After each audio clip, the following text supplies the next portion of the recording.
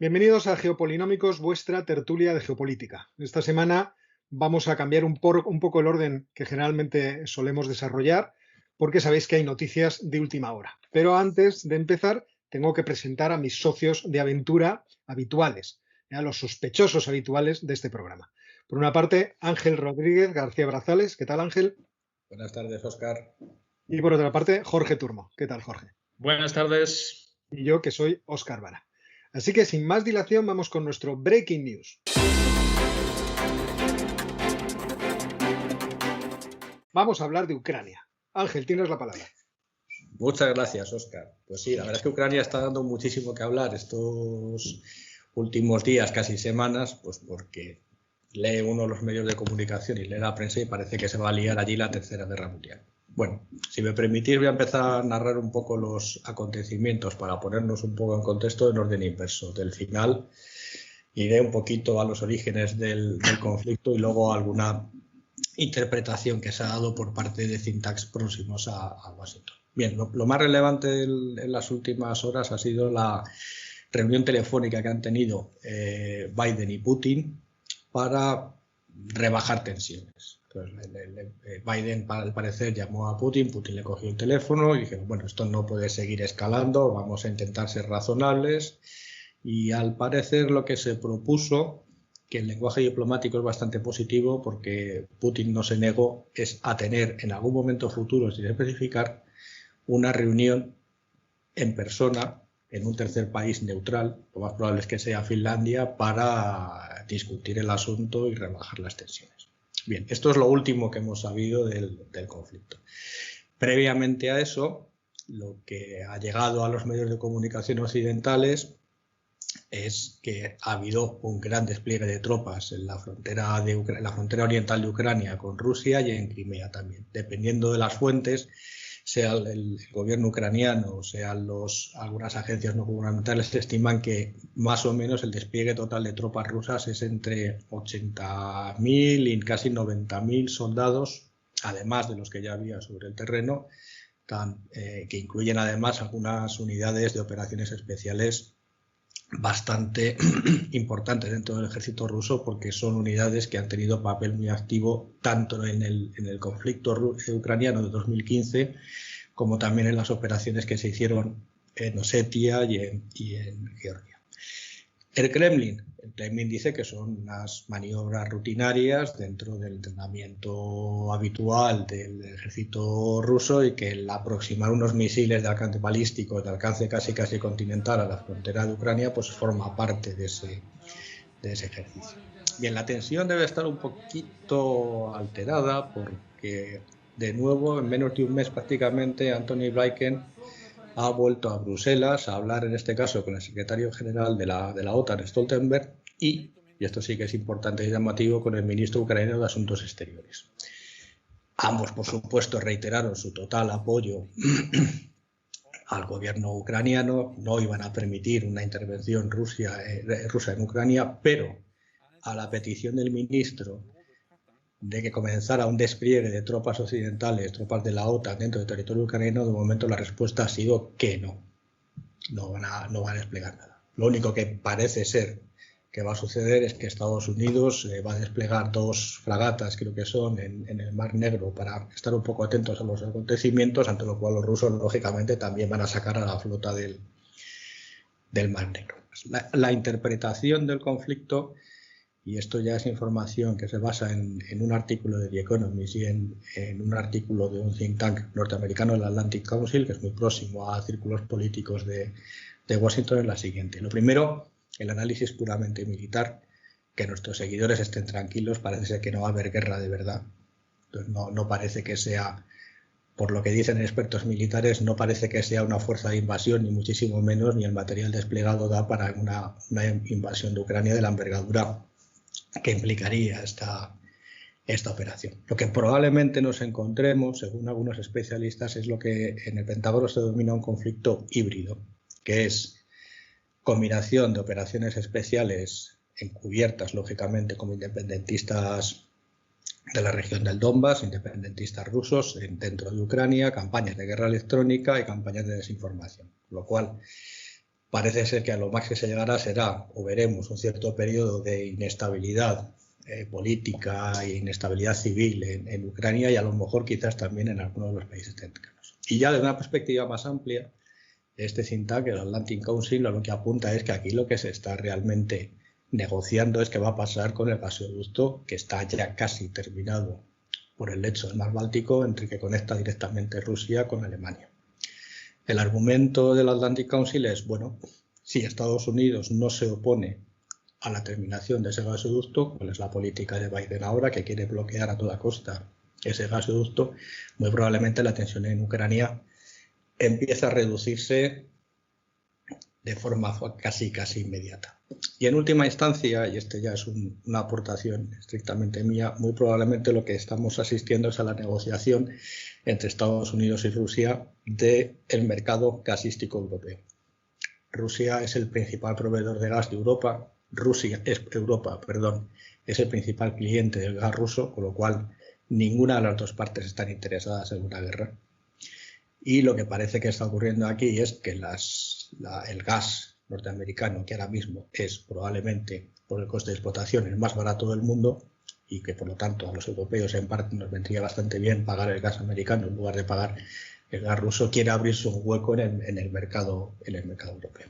Y ahí lo dejo, porque seguro que tenéis muchas más ideas y muchas más puntos de vista para analizarlo. Yo muchas más ideas no tengo, pero he de decir que yo, en fin, hace una semana dije que esto iba a una negociación. Es verdad que yo no vi lo del Nord Stream, no me lo imaginé que podía ir por ahí, pero anda que no me han caído leches, con perdón, en los comentarios de ese vídeo por decir que no iba a haber guerra. O sea, que esto era un movimiento de negociación que además produciría algo, como tú has descrito, una gran inflamación durante un tiempo y luego se iría reduciendo a medida que los diplomáticos por detrás de ese teatro de sombras, como lo calificó Jorge, vayan haciendo su trabajo.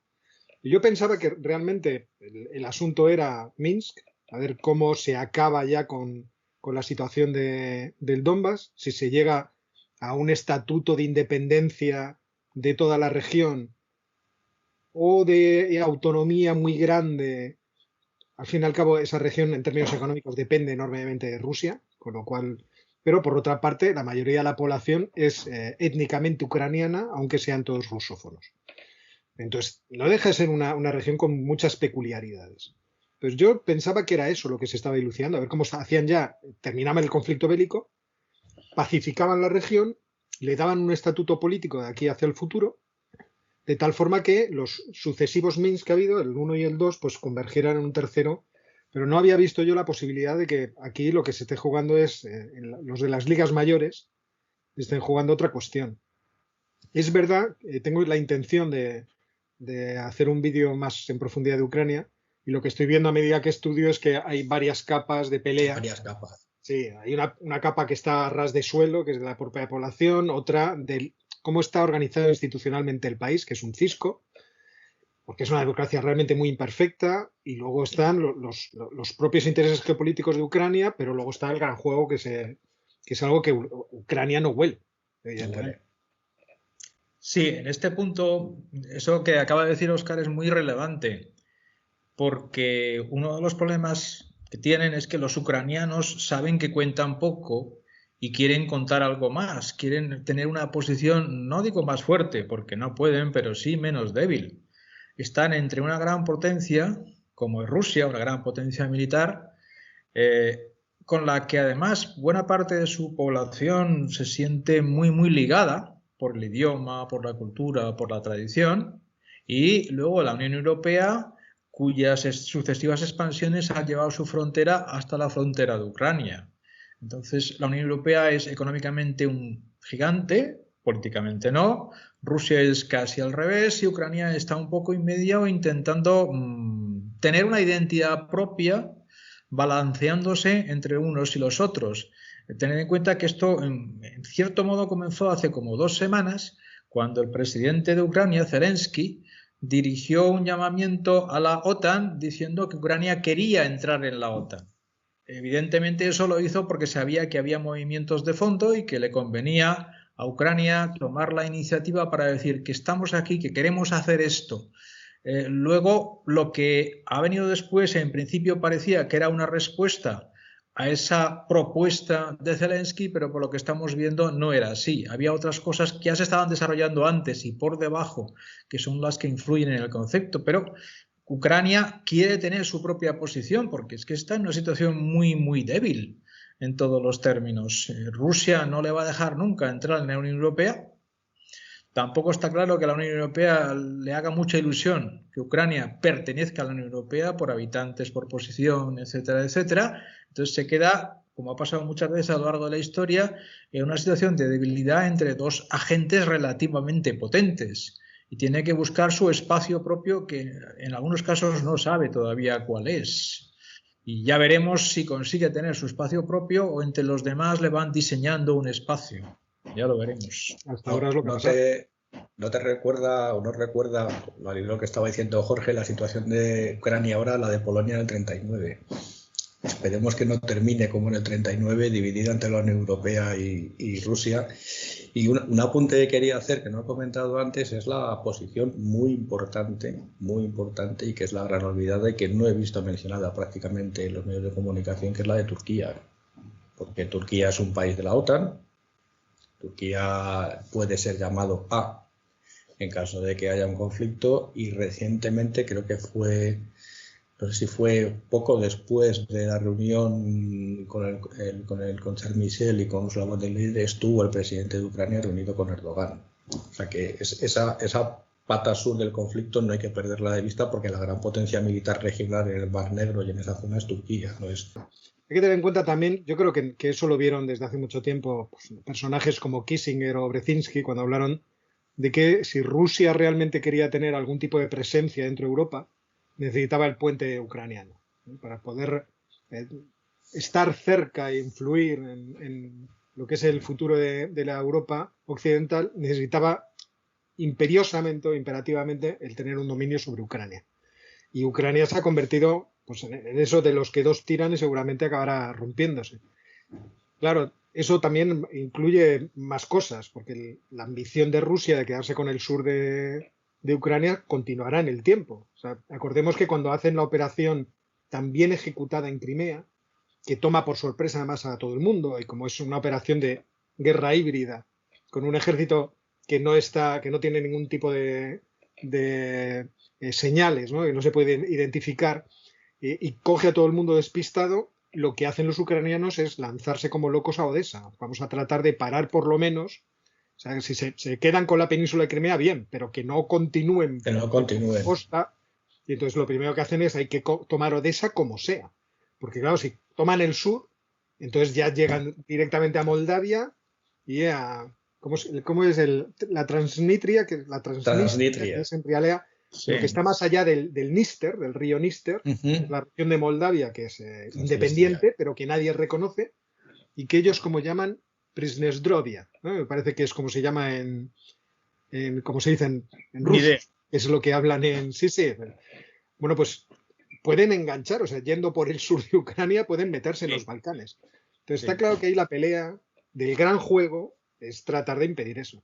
Y en ese juego van a partir no por la mitad, pero una tercera parte de Ucrania. No, yo creo que lo que está clarísimo ya por el movimiento de piezas que hay es que esas dos regiones de Ucrania se van a quedar en un limbo. Me recuerda un poco a la Franja de Gaza. Pero una va a ser como la Transnistria, parecida. o sea, va a ser un poco la Transnistria. Sí, bajo control ruso, pero sin estar bajo control, digamos, oficial ruso, pero yo creo que esa va a ser la situación. Más allá existen muchas, claro, porque toda esa zona es zona carbonífera, de hierro, de industria pesada, y en los tiempos actuales de industria militar auxiliar de la industria del complejo militar ruso.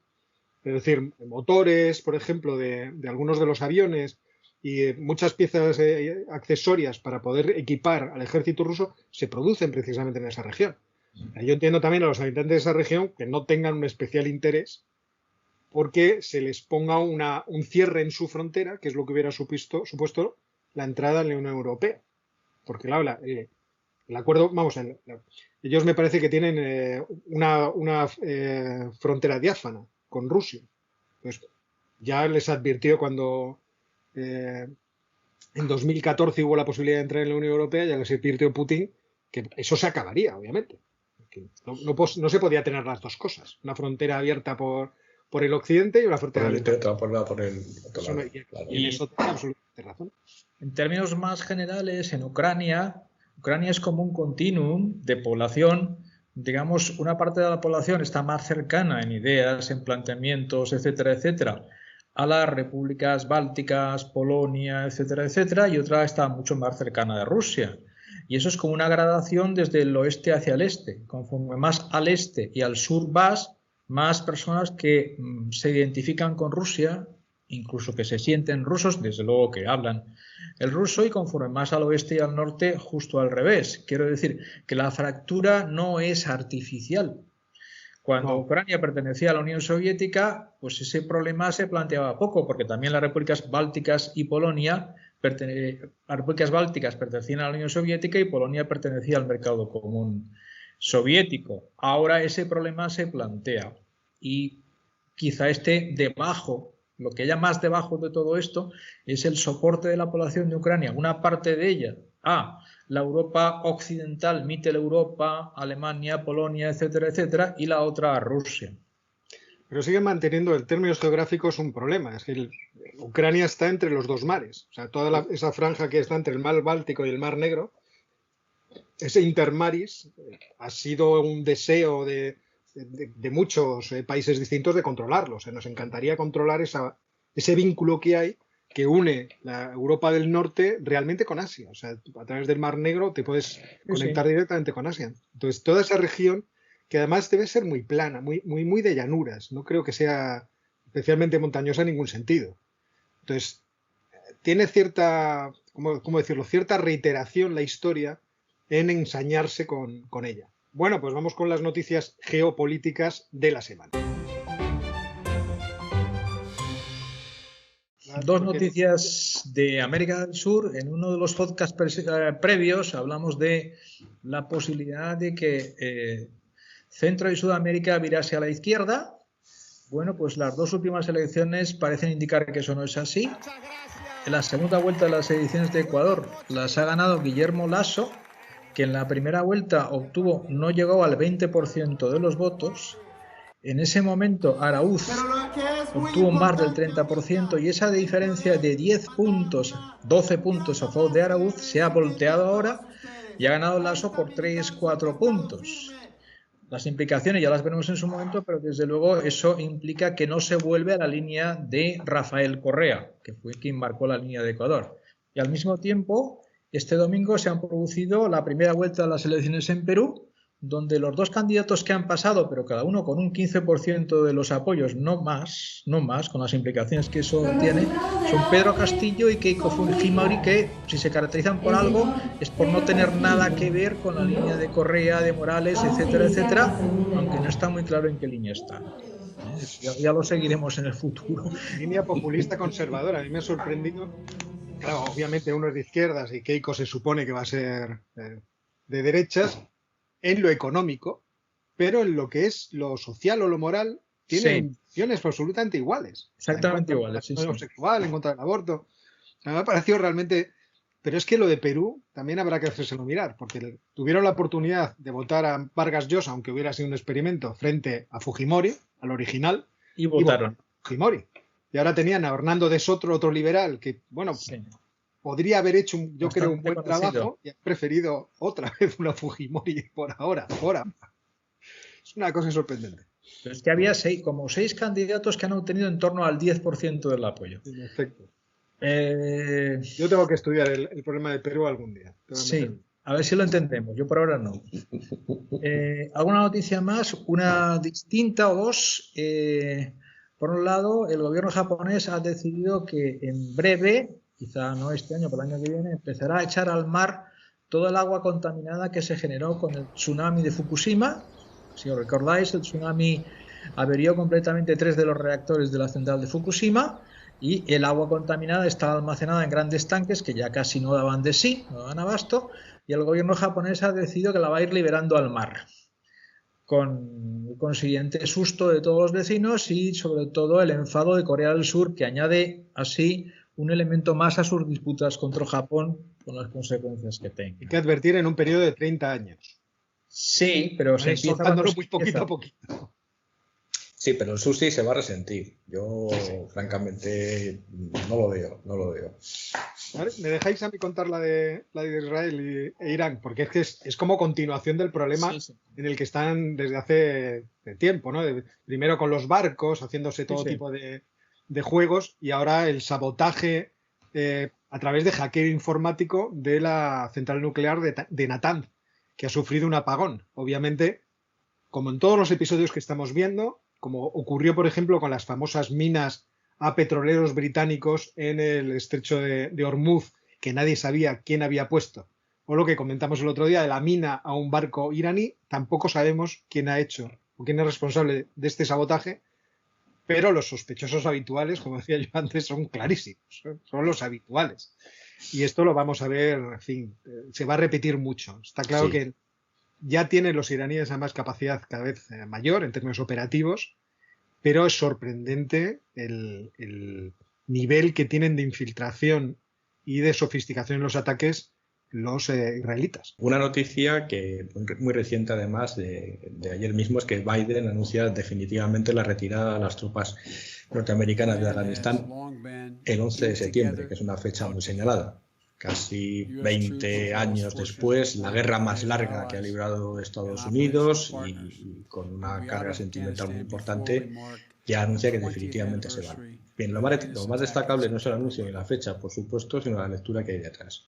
La lectura que hay detrás es que los socios de la coalición, principalmente países europeos, están muy molestos por el anuncio porque se han enterado prácticamente a la vez que nosotros, y hay que tener en cuenta que ahora mismo hay más tropas de la coalición no norteamericana desplegadas en Afganistán que norteamericanas. Bien, es verdad que con el soporte logístico, aéreo, drones, tecnológicos, etcétera, de Estados Unidos, pero es verdad que hay muchísimo soldado europeo por ahí desplegado. Entonces, un general italiano, no recuerdo su nombre, general Batacli, que me parece que es el que más se ha enfadado. Nos ha dicho que esto es inaceptable porque lo que vamos a llevar es al país a una guerra civil con las represalias, y eso sí que es verdad que va a pasar, de las mujeres y sobre todo de los traductores y de todos los agentes afganos que han apoyado a la coalición durante 20 años y que se van a ver entregados de manera y misericordia a la venganza de los talibanes. El Pentágono ha respondido de una manera un tanto cínica. Dice, bueno, es que tener una retirada con condiciones de paz es no retirarnos nunca a Afganistán. Así que es mejor irnos ya y cerrar este episodio una vez por todas. Yo creo que lo que tiene puesta a la vista el Pentágono es que realmente su nuevo teatro de operaciones está en el Pacífico y no está en Afganistán. Entonces ahí veremos a ver cómo evolucionan los acontecimientos, pero todo pinta a que no van a evolucionar bien. Pues están como al final del Imperio Romano, demasiadas guarniciones en las fronteras, y eso es agotador. Pues vamos a concentrar, pero realmente es una vergüenza lo que se va a hacer con esos aliados, ¿eh? Se los va a dejar vendidos. Se los va a dejar vendidos completamente. Y lo malo es que los Estados Unidos se están convirtiendo en un socio absolutamente no fiable en estas cosas. Yo no sé si tendremos ya muchos más episodios de invasiones o de botas en el terreno por parte de los Estados Unidos, pero desde luego, como fiables yo no me los tomaría. O sea, si vinieran a decirme, Óscar, te vamos a apoyar, yo no sé... No os veo. Sí, yo creo que eso lo trataremos en otro episodio porque son muy llamativos los planes de reforma de los ejércitos inglés y el francés que se han aprobado además de forma muy reciente. Y yo creo que van justamente en esa línea. Es decir, aunque esté Biden y aunque esté lo que sea, yo creo que empiezan a plantearse un escenario en el cual efectivamente Estados Unidos ya no es el socio fiable en defensa que era. Ahora, eso sí, hay que tener en cuenta que Europa, por mucho que se empeñe, está a años luz de poder tener la capacidad operativa que le brinda a Estados Unidos en territorio europeo. No estoy hablando en el resto del mundo, sino solo en territorio europeo. Pero ya hablaremos de esto porque esto es más... ¿Los Estados Unidos, por ejemplo, pueden implicarse en el Sahel? hay que recordar que es la única zona, sí, pueden implicarse. O sea, no sería tan raro porque no se redujo su presencia con Donald Trump. Es verdad que su presencia era financieramente no era muy costosa, me parece que no llegaba a 50 millones de dólares, lo que tenía invertido en la operación, pero pueden implicarse, porque ven a los franceses como un socio muy fiable. Luego lo que sería interesante cuando hablemos de eso es la distinta perspectiva de reforma del ejército que tienen los franceses y los británicos. Sí. Los franceses es una orientación más a tener la tropa en el terreno, de infantería, y los otros a las nuevas tecnologías aplicadas a la guerra moderna. Vamos sin más dilación a nuestra tertulia.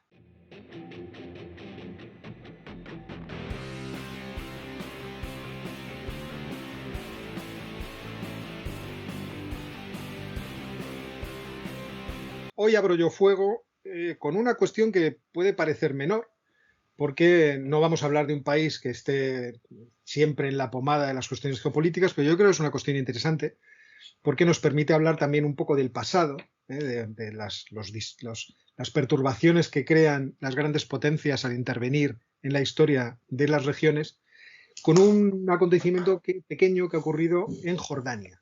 El pasado 3 de abril, las fuerzas de seguridad de Jordania irrumpieron en un complejo de casas de una de las tribus sobre las que se soporta la monarquía hachemí en el país jordano, la tribu Al-Mahali, y detuvo a varios familiares de esta tribu.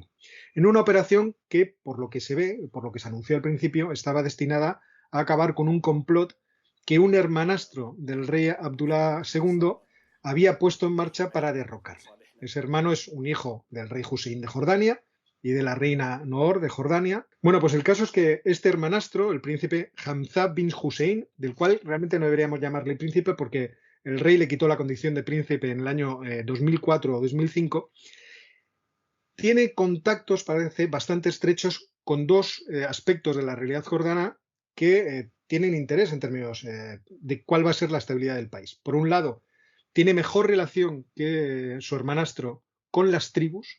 Sabéis que cuando Jordania es concedida a la familia hachemí, estos llegan a un acuerdo con las tribus de nómadas que existían en la región, sí, a cambio de prebendas dentro de la estructura estatal que se iba a ir organizando para mantenerla, y que esa estructura se ha mantenido en el tiempo. Y por otra parte, el hermanastro está en muy buenos tratos con un sátrapa favorito nuestro, el príncipe Mohammed bin Salman de Arabia Saudita, del cual ha habido comentarios, pero no se puede demostrar. Parece que puede haber estado detrás de esta refriega palaciega que se ha producido. Seguro que no, Óscar. Seguro que además, no. Bin Salman se lleva, por lo que he leído en varios artículos distintos, especialmente mal con Abdullah II, con el rey de Jordania. Todo esto pone de manifiesto las tensiones que ahora mismo existen dentro de Jordania. Jordania es un país pequeño, con 10 millones y medio de habitantes, una superficie que no llega a los 90.000 kilómetros cuadrados, dificultades en términos de recursos naturales, un país donde el agua es muy escasa y dependen en muchos casos del río Jordán, país que además ha sido maltratado en los últimos años por Donald Trump, cuando éste decidió trasladar la embajada a Jerusalén sin pedir permiso a nadie, teniendo en cuenta que los santos lugares que el Islam tiene en Jerusalén, pues se supone que caían bajo el protectorado de la familia hachemí.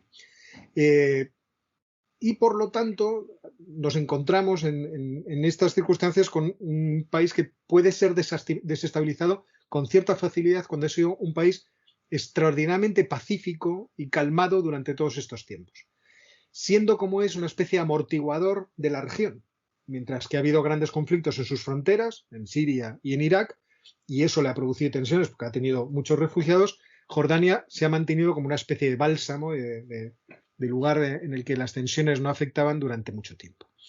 Pero nos encontramos que hay una tensión, como decía, entre la modernidad, por ejemplo, de la ciudad Amán, de la capital, y lo que es la tradición o el enraizamiento de ese país en la antigüedad, que se percibe por toda esta estructura tribal y de clanes sobre la cual se soporta el país. Entonces esa tensión se está manifestando, por ejemplo, en lo que son los procesos electorales. Por una parte, avanza la democracia, se van haciendo aperturas, pero por otra parte las tribus van perdiendo posición dentro de la burocracia y la administración pública. Entonces, esa tensión va a ser difícil de solucionar. Yo veía el otro día, me pareció muy llamativo, que entre Amán y una ciudad que hay al lado de 30.000 habitantes, que se llama Salt, que está a 30 kilómetros, las diferencias en términos culturales son abismales. Mientras que Salt parece congelada en el tiempo y gobernada de esa forma tradicional por las tribus, la capital cada vez es más pujante, cada vez tiene más estudiantes universitarios y cada vez existe un espíritu más cosmopolita. Bueno, pues yo creo que es un tema divertido para comentar. No sé qué os parece. Bueno, es que es un tema en sí mismo y es un tema que permite entender el funcionamiento de algunos países de Oriente Medio, que nosotros los consideramos países y los ponemos al nivel estructural y de gobernanza a otros países del mundo, pero en algunos casos son poco más que confederaciones de tribus. Sí. De tal manera que el monarca, que no es casualidad que no sea un presidente, sino es el monarca, es la cabeza de la confederación de las tribus. Eso es verdad en Jordania, con Hussein, que consiguió sobrevivir y mantener el país en paz porque conseguía tener muy buenas relaciones con todas las tribus, le apoyaban a cambio de lo que fuese, pero eso también es verdad cuando hablamos de Arabia Saudita. Ibn Salman es lo que es porque pertenece a la familia que pertenece y por eso puede hacer lo que puede hacer. Y muchas veces, para entender bien la política, no solo exterior, sino también interior en estos países, hay que entenderla en términos de dinámica de tribus. Claro, dentro de las tribus, los principales elementos de cada tribu muchas veces se consideran, como a lo largo de toda la historia, que tienen derecho al trono. Entonces, de vez en cuando lo plantean. Hay que recordar el origen del país. O sea, la solución después de la Primera Guerra Mundial y de la traición de los británicos estableciendo Israel. Qué raro. Todo aquel follón. Al fin y al cabo, la revuelta árabe que incitan los británicos a través de personajes como Lawrence de Arabia y que reúne a todas las tribus para oponerse al Imperio Otomano, acaba teniendo una solución británica, que es la solución sharifiana, ¿no?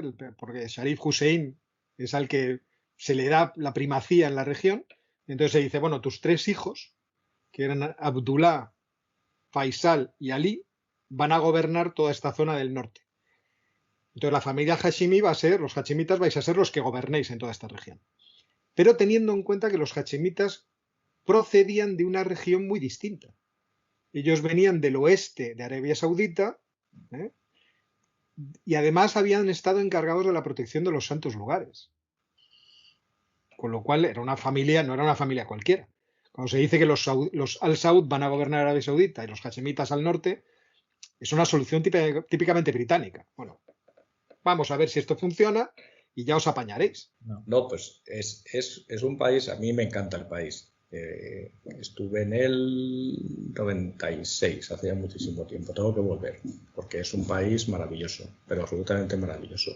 Pero es verdad que entonces, y imagino que seguirá siendo ahora, es un país que está dividido. Es como lo has contado, Óscar. Amán es una ciudad cosmopolita y imagino que será cada vez más cosmopolita, con una élite gubernamental y empresarial más cercana a Occidente y más cercana a Israel. No es que sea pro-israelita, pero sí que tiene capacidad de interlocución con los israelíes. Y luego están las tribus, que efectivamente son la base del poder político en Jordania, que siguen siendo tribus. Y además doy fe porque estuve durmiendo en una jaima en una de ellas y seguían.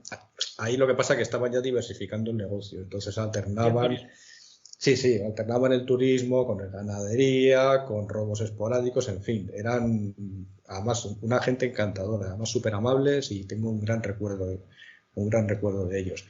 Pero es verdad que no se atrevían delante de nosotros, no hablaban abiertamente mal del rey, pero desde luego simpatía no le tenían ninguna. Entonces toda la ira que ellos descargaban no era contra el rey, sino que eran contra el hermano del rey que les robaba, el cuñado del rey que les hacía no sé qué, pero no le atacaban directamente a él porque en público, que éramos occidentales, no se atrevían. Pero bueno, despachaban mucho. No, tuvieron un detalle que no me gustó, es que uno llevaba una camiseta del Barça ya entonces, y ya me pareció un detalle de mal gusto. Eso a pero, Jorge en fin, no le hubiera parecido mal. No, pero me pareció fuera de lugar en el body room ir con una camiseta del Barça con los camellos enseñándonos todo aquello, pero en fin, salvando esas cosas. Hay que aclarar que en esta tertulia hay una gran variedad, porque tú dices eso y podrías parecer que eres del Real Madrid y nada más lejos de la realidad. No. Pertenece a otra tribu. Pues otra tribu que es la del Atlético de Madrid y además de tercera generación. O sea que no, lo mío no son advenedizos, sino son varias generaciones ya. Puedo presumir como los hasemitas de tener una larga tradición dinástica de atléticos, pero el caso que nos ocupa, que es Jordania, hay que tener en cuenta, como muy bien dices, que ha sido un remanso de estabilidad, teniendo en cuenta que ha tenido 2 guerras ininterrumpidas en sus fronteras, primero la de Irak y después la de Siria, con problemas de refugiados. Antes tuvo el conflicto palestino, sigue habiendo una gran población palestina en Jordania, y es verdad que han conseguido con una gran habilidad, dudo mucho que, vamos, me estoy imaginando muchísimos países del mundo no hubieran sido capaces de gestionar como lo han hecho la afluencia de refugiados de ese conflicto. Pues me sorprende muchísimo que Mohammed bin Salman esté detrás de estas operaciones, Óscar. O sea, ¿verdad? Sorprendente. Me parece sorpresa en las gaunas. Sorpresa en las gaunas. O sea, no sé cuál es el interés que puede tener en la operación, pero sí que me da la impresión que lo que está buscando es avivar el descontento entre las tribus contra la familia hashemita, porque yo creo que quiere sustraer a Jordania de esa aproximación tan cosmopolita, no política, sino casi cultural que tiene con Occidente y con Israel. Hay que recordar que los Estados Unidos untan al país con 1.400 millones de dólares anuales, y también hay que recordar que este príncipe Hamza ha ido preparando, por así decirlo, su posición crítica con declaraciones hace 2 años, por ejemplo, en contra del impuesto sobre la renta que estableció el gobierno jordano, contra la reducción de subvenciones a los distintos sectores, es decir, a las distintas tribus. Y, por ejemplo, algo que ocurrió a principios de año, que ya preveía, en cierto modo, estos problemas, es que el rey Abdullah II decidió cambiar al responsable del servicio de inteligencia y nombró, no os lo perdáis, a un circasiano. Porque resulta que entre todas las tribus que hay, pues existen también grupos de cristianos, de coptos, sí, de turkmenos, pero no te lo pierdas, de circasianos, es decir, de habitantes de regiones del norte del Cáucaso, que cuando las guerras entre Rusia y Turquía salieron escopetados y debieron ir bajando por las llanuras aquellas y decir, ¿dónde podemos parar que esté lejos? Que haga buen tiempo. Que haga buen tiempo. Y entonces existe alrededor de Amán, existen asentamientos, y yo creo que llegan, los cálculos obviamente son difusos, pero se calcula que entre 30 y 100.000. Y ahora lo que nos toca es hablar de nuestro sátrapa favorito. Bien, en este caso vamos a intentar explicar cómo una persona consigue ser durante 26 años presidente de un país. Esto es lo que tenemos que intentar averiguar. El señor se llama Alexander Lukashenko, es el presidente de Bielorrusia casi desde el comienzo de la existencia del país y lo sigue siendo. Entonces, vamos a intentar explicar por qué es presidente y sobre todo por qué se mantiene como presidente. Evidentemente ya comprenderéis todos que para nosotros cualquier persona que está más de 10, 12 años en la presidencia de un país, pues es sospechoso. ¿De dónde viene Lukashenko? Lukashenko es un bielorruso que sirvió en el ejército soviético cuando aquello era la Unión Soviética, que trabajó en el sistema socialista soviético cuando aquello era la Unión Soviética, y que cuando la URSS se derrumba estrepitosamente, lo que pasó es que todas las repúblicas soviéticas se convirtieron en estados independientes y normalmente los que eran principales mandatarios comunistas de la República Socialista correspondiente se convirtieron en gobernadores o presidentes de la nación encabezando cualquier tipo de partidos. Bien, Lukashenko no lo hizo. Lukashenko estuvo en contra de la transición a la independencia de Bielorrusia. Él prefería seguir en la URSS. Y además, durante los primeros años de la independencia de Bielorrusia actuó como una especie de látigo de la corrupción generalizada que había entonces en Bielorrusia y que, claro, estaba encabezada ¿por quién? Pues por los antiguos dirigentes comunistas que habían decidido que había que tomar todo el poder del país y, bueno, parte de ello repartirlo y el resto lo que quedase. Entonces, en calidad de tal, que es una cosa curiosísima, a la cabeza de una oficina anticorrupción denunció a diestro y siniestro con pruebas a muchos dirigentes de aquella época, obligó a renunciar al presidente y en el año 94 se convocaron unas elecciones presidenciales, no legislativas, presidenciales. Él se presentó junto con un montón de candidatos y resultó elegido para sorpresa de todo el mundo. ¿Por qué resulta elegido? Primero, porque es un símbolo de la anticorrupción en una zona donde había muchísima corrupción entonces. Segundo, porque a pesar de eso se mantiene fiel o cree que la sociedad debe seguir siendo comunista, planificada, estructurada, etcétera, etcétera. Y tercero, porque es muy nacionalista. Eso es lo que le da la primera presidencia en 1994. Las principales decisiones suyas fueron fundamentalmente mantener a Bielorrusia como una economía planificada. Hasta hoy en día se supone que más o menos entre el 50 y el 60% del PIB lo están produciendo empresas estatales. Imaginaos lo que eso significa. Y que desde luego el 50% de los empleos del país lo generan empresas estatales, no empresas privadas. Es decir, estamos en un caso de manual de una economía en la que lo planificado domina claramente al libre mercado. Eso fue una apuesta de Lukashenko y dentro de lo que cabe ha funcionado bien. ¿En qué sentido? Ha funcionado bien en el sentido de que la economía ha ido creciendo, salvo una época inicial que decreció al 2-3%, que el paro es muy reducido todavía hoy, porque se funciona como en el sistema socialista, todo el mundo le asignan un puesto de trabajo, aunque no sea muy eficiente. Los salarios son bajos, lógicamente, porque las empresas son poco eficientes, pero tampoco los precios son elevados. Y el poder adquisitivo es, digamos, llevadero. Además, la desigualdad es relativamente reducida. Eso es lo que constituye la base del soporte popular durante muchísimo tiempo de Lukashenko. De hecho, después de ser presidente en el 94, los antiguos comunistas, que habían cambiado el nombre y los partidos, pero seguían siendo los mismos, eran la oposición en el Parlamento a Lukashenko a todos los niveles, y entonces él puso en marcha un referéndum que es clave en el año 96 para concederle al presidente, sea quien sea, que por cierto es él, poderes sobre el poder judicial y sobre el poder legislativo. Ese referéndum lo gana de largo, por muchísimo, porque la población le confiaba en él y no en los otros, y a partir de ahí tiene poderes, no digo omnímodos, pero bueno, puede nombrar jueces del Tribunal Supremo, puede cambiar sentencias, puede tomar decisiones en contra de la mayoría del Parlamento. Por eso, si alguno se ha fijado, cuando salen las noticias, Bielorrusia es por las elecciones presidenciales, nunca por las parlamentarias, porque esas no importan. No hay apenas partidos, cada uno se presenta porque le da la gana por un sitio, porque es amigo de Lukashenko, porque tiene no sé qué, porque tiene no sé cuántos. Entonces, a partir de eso, ¿qué es lo que hace Lukashenko? Pues cada aproximadamente 5 años, más o menos, con algún referéndum por medio para saltarse los obstáculos legales. Cuando la ley pone solamente 2 mandatos, pues Lukashenko hace un referéndum, en lugar de 2 son 4, luego en lugar de 4 son 6, va alargando.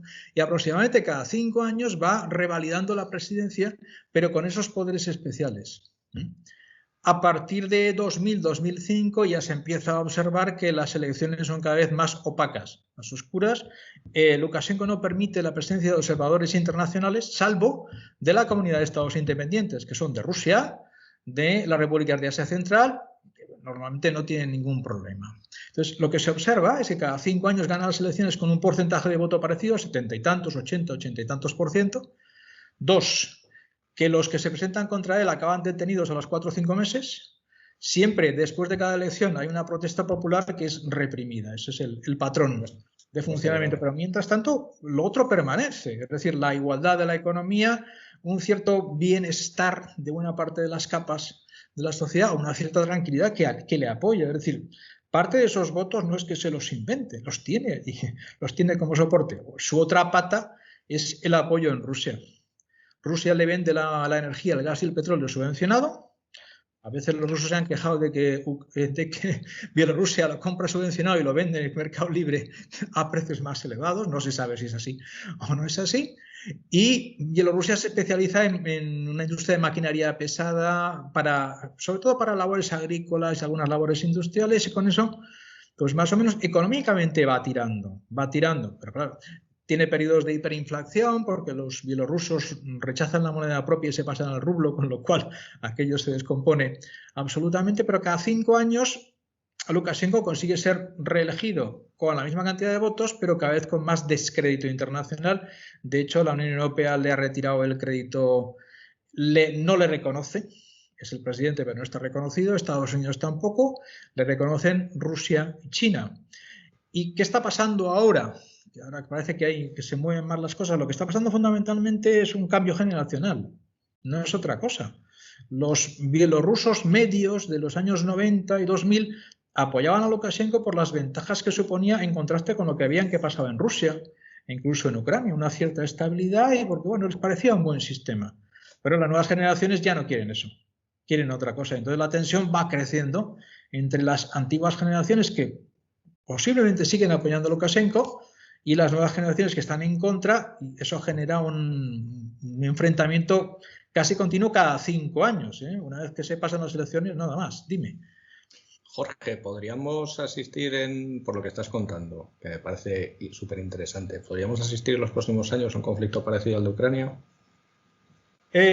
Vamos a ver, en términos poblacionales sí, pero es muy distinto, porque en Ucrania lo que ocurre es que buena parte de los dirigentes, los últimos dirigentes, 6, 7 últimos dirigentes, han sido más bien pro-occidentales. Digamos que encabezarían este grupo de la sociedad que no es socialista, que no es prorruso, sino que tiene otro tipo de valores. Mientras que en Bielorrusia es al revés. Por ahora no ha surgido, tampoco ha sido posible, ningún líder. Ya, bueno, pero digo por ese cambio generacional, ¿no? Que no va a ser ahora ni tal, pero que a medio plazo... Es probable, pero no tanto. ¿Por qué? Porque los bielorrusos en ese sentido se parecen más, no solo lingüísticamente, sino a todos los niveles de mentalidad a los rusos. Bielorrusia significa Rusia blanca. O sea, es que están mucho más cercanos que los ucranianos. Yo también tengo que hacer dos puntualizaciones. Respecto a esto, a mí me parece difícil que eso vaya a pasar.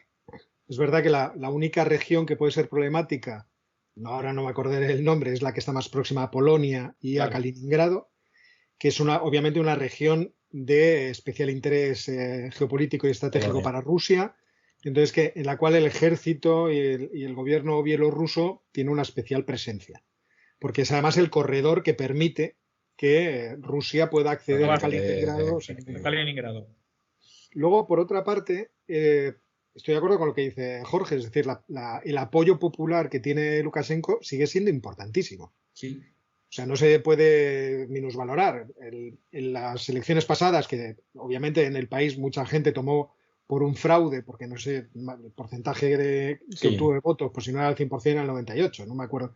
O era más bajo, pero llegaba al 80 y tantos. Sí. Es verdad que causó ese malestar que llevó a multitud de gente a la calle y que sigue llevando a gente a la calle, pero ya en aquellos momentos se veía que ese movimiento no iba a producir o no iba a doblar la mano de Lukashenko, porque Lukashenko seguía apoyado no solamente por el ejército, sino por amplias capas de la población. Entonces podía resistir perfectamente esa tensión en las calles.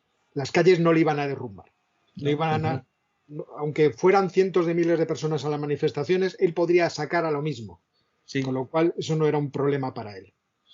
Y por otra parte es que es verdad que el gran talento que tuvo Lukashenko en su momento, él mismo lo declara en una entrevista, que a mí me pareció muy interesante, cuando dice, que además es algo que yo creo que nosotros tres compartimos perfectamente, dice, cuando se produjo la caída del muro de Berlín, la gente llevó a los países en algunas regiones a un cambio sistémico, sin estar preparados para ello. Sí, y los cambios sistémicos son catastróficos. Entonces, él lo decía, yo era previamente consciente de que eso era un cambio sistémico y que irnos a la aventura era un desastre. Y es verdad que la historia le ha dado la razón, porque en muchos países de la esfera soviética la transición no fue transición, fue una catástrofe, precisamente porque institucionalmente no había los mimbres necesarios para soportar una economía de mercado. Desde ningún punto de vista, no había sistema fiscal, no había sistema financiero, no había costumbre incluso de empresas de libre mercado, sociedades anónimas, y todas sufrieron. Veamos el caso de Rusia, 1998. La crisis económica de Rusia es brutal. Pero Rusia, y seguimos teniendo el caso de los Länder alemanes del este, que todavía sigue existiendo esa línea divisoria que influye muchísimo en las votaciones. Hay gente que sigue pensando que las soluciones solamente van por dos caminos, o son de mercado o son de planificación, no hay nada entre medias y se puede pasar de una a otra, oye, sin ningún problema, de forma instantánea, y las virtudes de una y otra se manifestarán solas. Esto Lukashenko lo vio muy bien y yo creo que ese fue su éxito y que ese ha sido su éxito.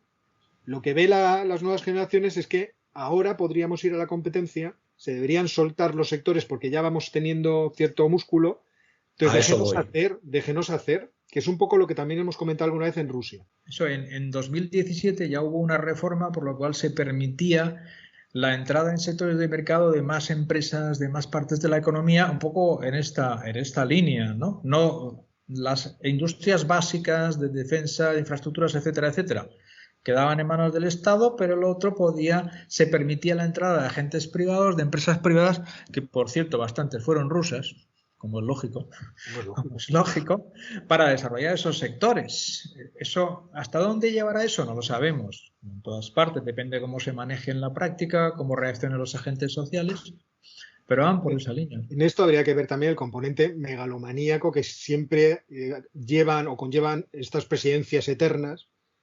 Llega un momento en que uno se siente absolutamente imprescindible, ¿no? Como aquello que le dije yo a mi madre cuando era niño, decía, si me dejaran a mí gobernar una isla, y me dijo ella, hasta que te creas imprescindible.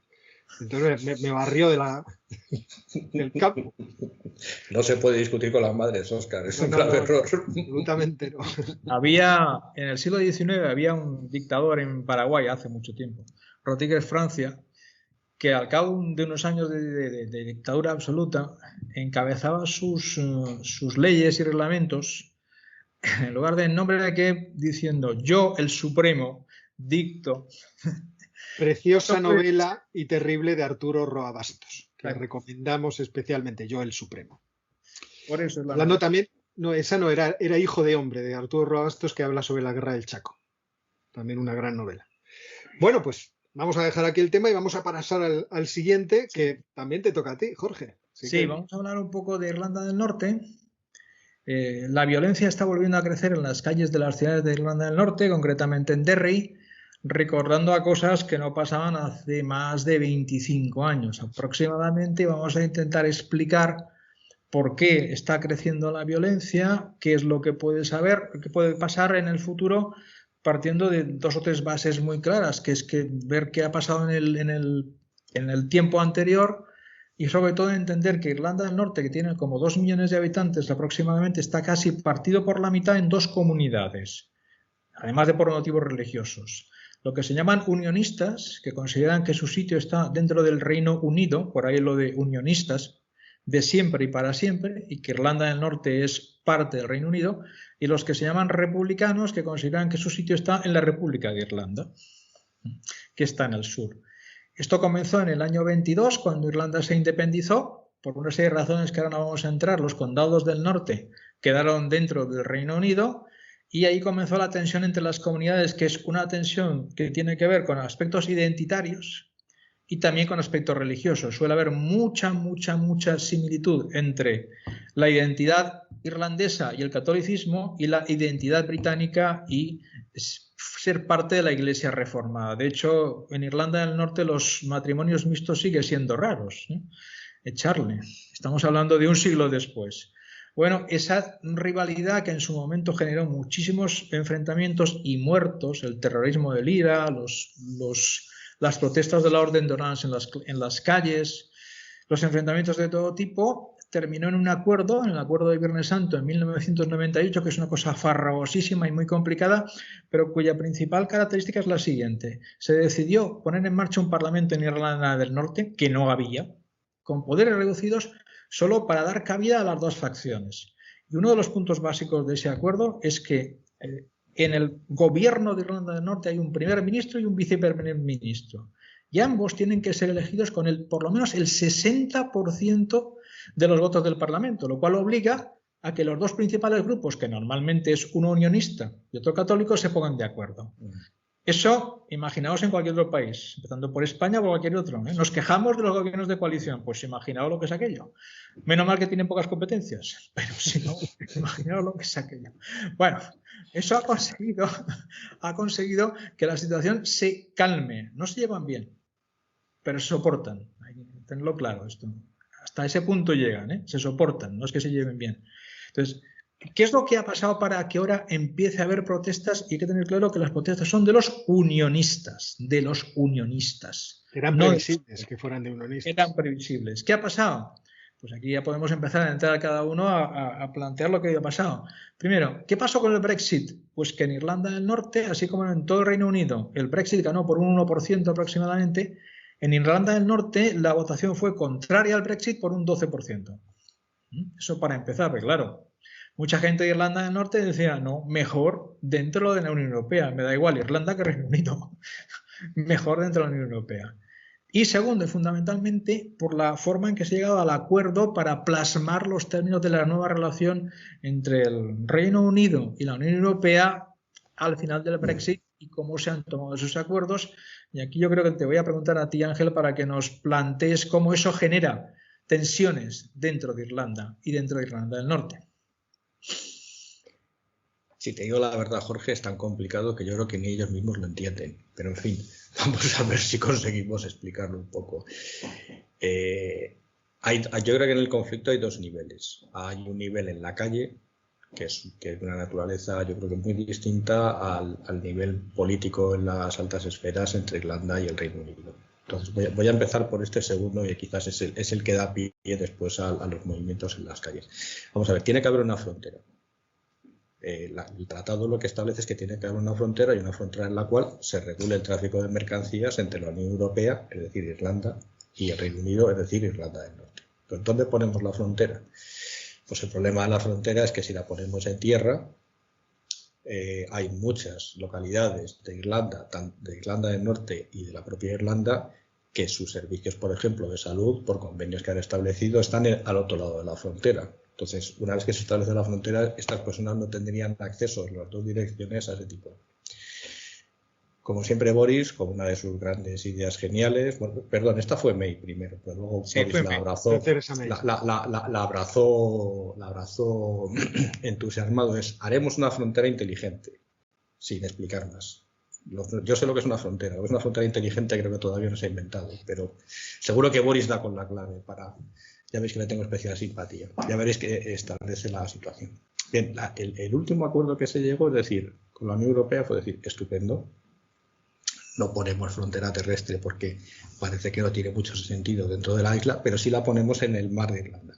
Es decir, los productos que salen de Irlanda del Norte, digamos que es como si salieran de la Unión Europea y entran en el Reino Unido con el estatus de importaciones, con lo cual los unionistas te puedes imaginar cabreo monumental.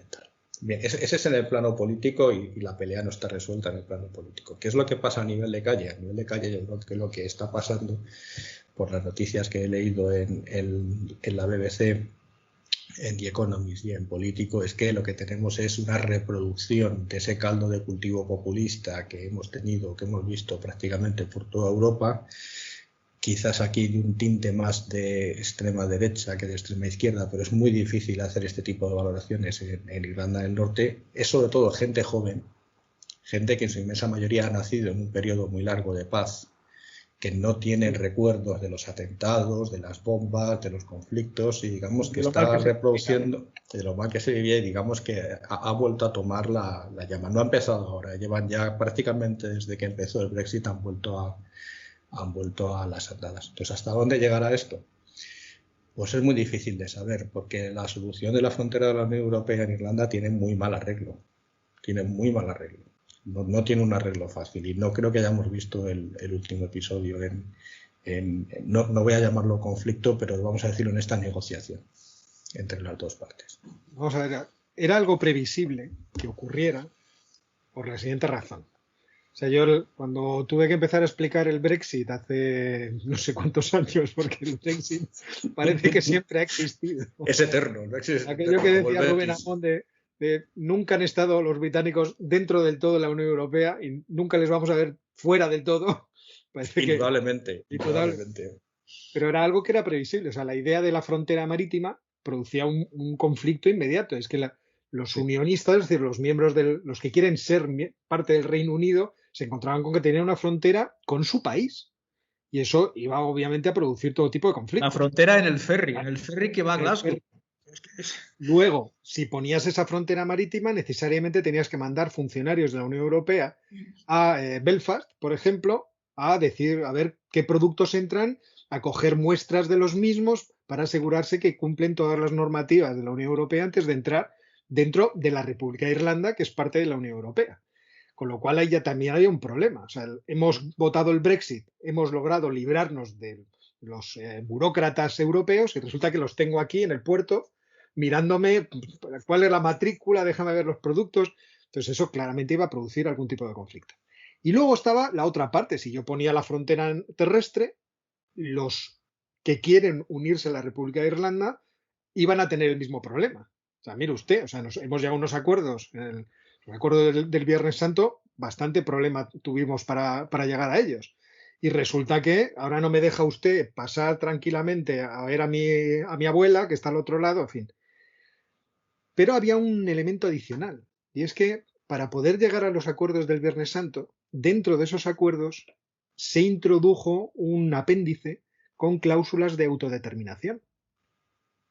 Es decir, si la mayoría de los habitantes de Irlanda del Norte votan en referéndum unirse a la República de Irlanda, entonces las dos partes, República de Irlanda y Reino Unido, aceptarán ese acuerdo. Entonces lo que producía el Brexit era una tensión dentro de la población de Irlanda del Norte que o bien iba a hacer explotar a los unionistas o bien iba a llevar a los católicos a votar, a pedir un referéndum si llegan a tener mayoría suficiente en el Parlamento para unirse a la República. Ya lo han pedido, lo que pasa es que sin los números todavía, pero uno de los partidos republicanos ha dicho, bueno, pues vamos a plantear este referéndum, ¿para qué? ¿Para unirnos con Irlanda? No, para seguir dentro de la Unión Europea. Es el argumento que se da. ¿Queremos seguir en la Unión Europea? ¿No? El 56%. Pues entonces nos unimos con Irlanda. Con el argumento de que seguimos en ella. Es que tampoco. Es lo que habíamos comentado de que el Brexit podía llevar al desmembramiento del Reino Unido porque los escoceses dijeran, mire usted,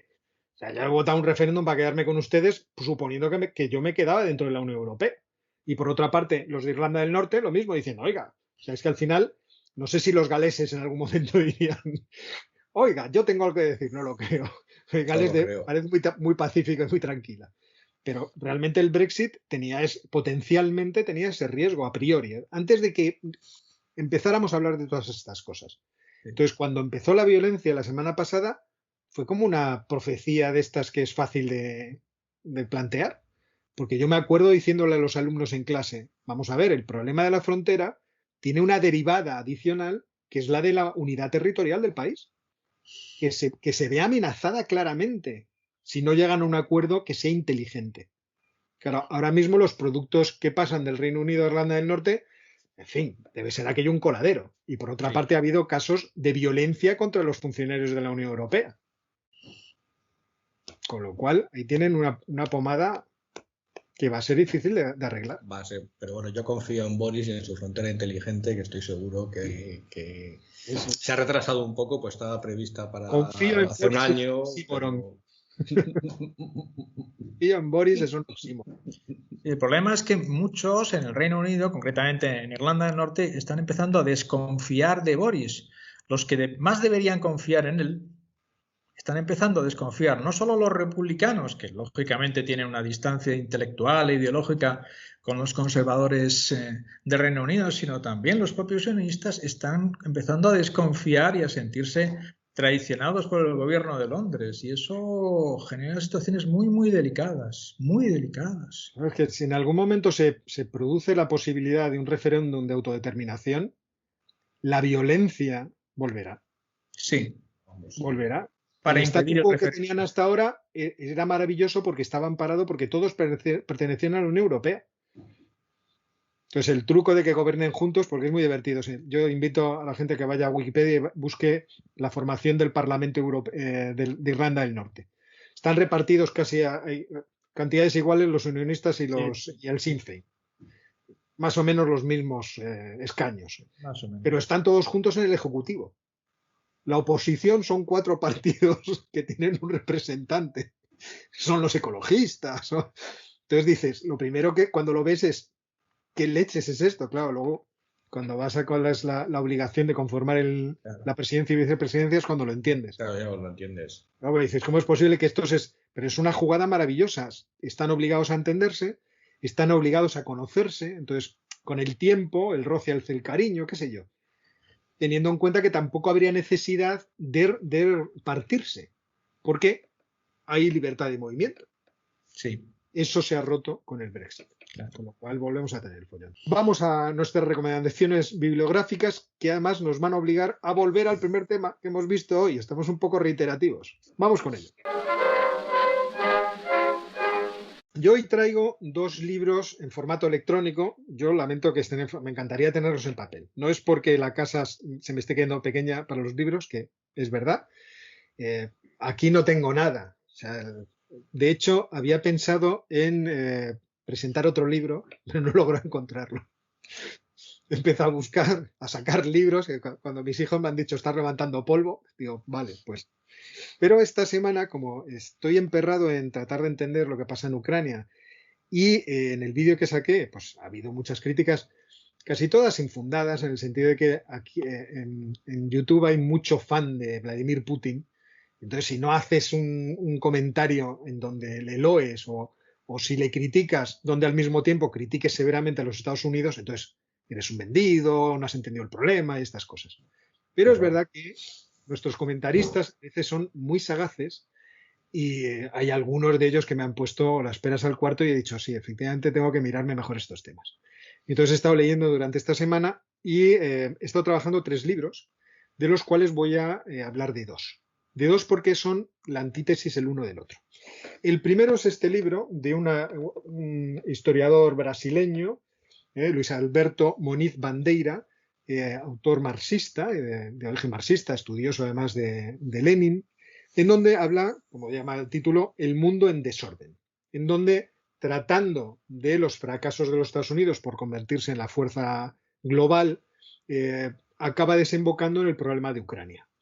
Este libro tiene un interés para mí evidente. Es un libro, fijaros, de Springer, una magnífica editorial científica. Es curioso porque es el segundo caso de libro de autor brasileño editado en Springer, habría que buscar, es la conexión que hay, de carácter marxista o de izquierdas, ¿no? El anterior fue un libro en concreto sobre sobre Venezuela. Y me ha sorprendido Springer publica unos libros que son muy claramente sesgados en una determinada dirección. Entonces, este libro tiene mucho interés por la cantidad de información que contiene. Tremendo. O sea, la cantidad de información de periódicos, de artículos, es muy útil. Lo que pasa es que cuando empiezas a expurgar, pues generalmente está muy sesgada. Entonces, en muchos juicios que hace muy taxativos acerca, por ejemplo, de que Vladimir Putin es la mayor mente estratégica que ha tenido el mundo en los últimos 50 años, por ejemplo, pues, en fin, podríamos ahí discutir bastante.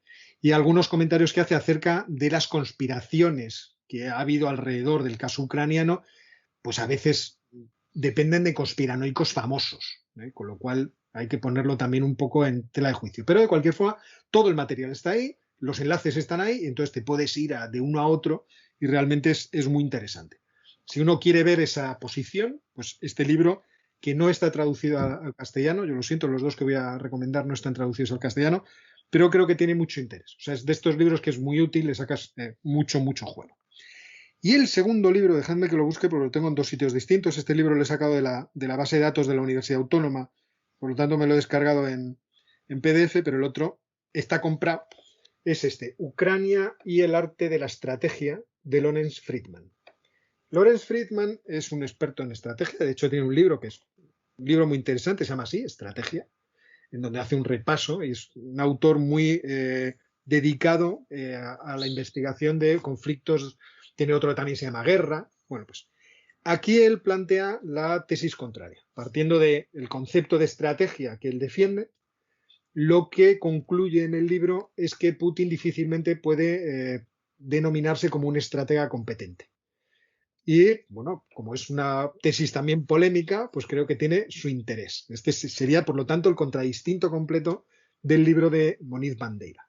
Yo creo que los dos libros tienen, como digo, interés porque tienen mucha información y permiten hacerte una idea de una cuestión que se ha visto muy oscurecida y muy opacada por las estrategias de desinformación habituales y también por el entusiasmo ideológico que solemos tener nosotros y que aportamos cuando juzgamos los acontecimientos internacionales y que se ve mucho, por ejemplo, en los comentarios de los vídeos.